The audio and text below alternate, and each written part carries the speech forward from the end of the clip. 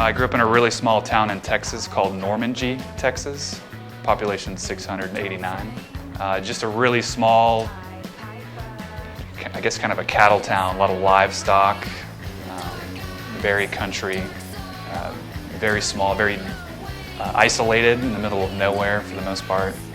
When I was in high school, my parents split, so I moved around quite a bit. I had started a band in southern Louisiana and we were traveling around quite a bit, so we finished a tour in Texas, and then we decided that we were going to come visit our singer's aunt who actually lived here in Hot Springs, and she owned this building which we're in right now here at the Exchange, and we got the opportunity to move up here as a band and kind of turn this into a music venue.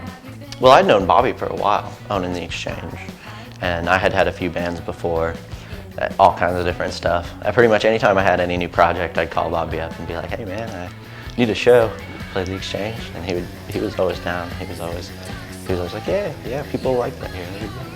So that was kind of when I met Bobby. But then I was kind of just out of the scene for a few years doing other things, and me and Adam started kind of jamming out and ran into Bobby not too long after that, and the rest is history, of course.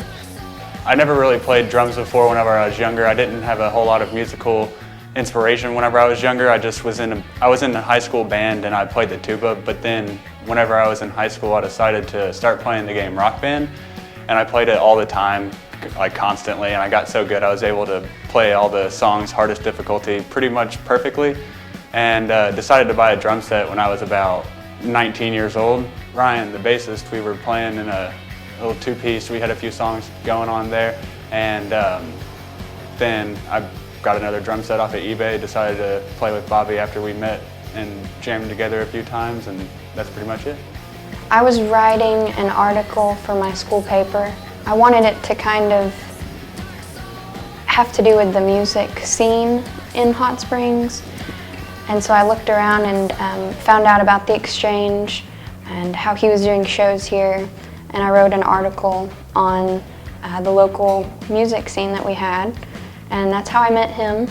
He knew Ryan from in the past, and Ryan and Adam have known each other for so long, and we all got together and it just kind of clicked.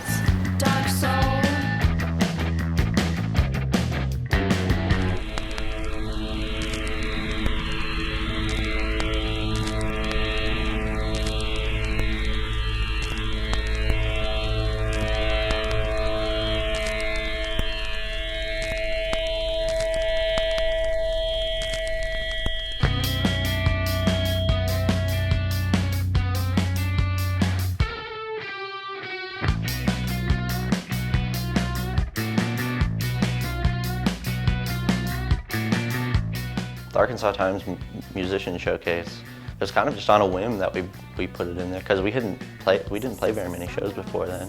But we had practiced a lot, and we were really, really determined to get exposure and get our names out there. And we really thought that people would like us, and people enjoyed watching us enough for us to be able to progress through that and you know, take home the prizes for it and get the exposure that we wanted to get from it.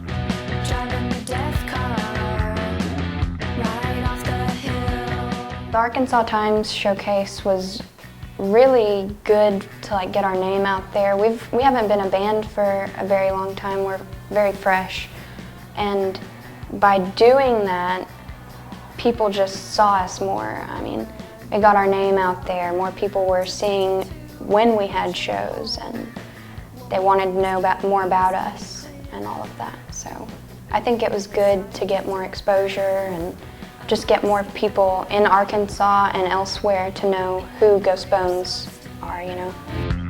Driving the death car, right off the hill. Driving the death car, driving the death car, driving the death car. There's definitely a future for Ghost Bones. We're not going anywhere anytime soon.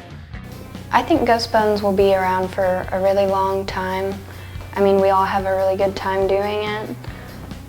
I think anywhere that we were to travel, just because of what we kind of encompass, it's interesting to people. I think that they're like, whoa, what is this? It's strange. I've never seen this before. Bluebird, bluebird.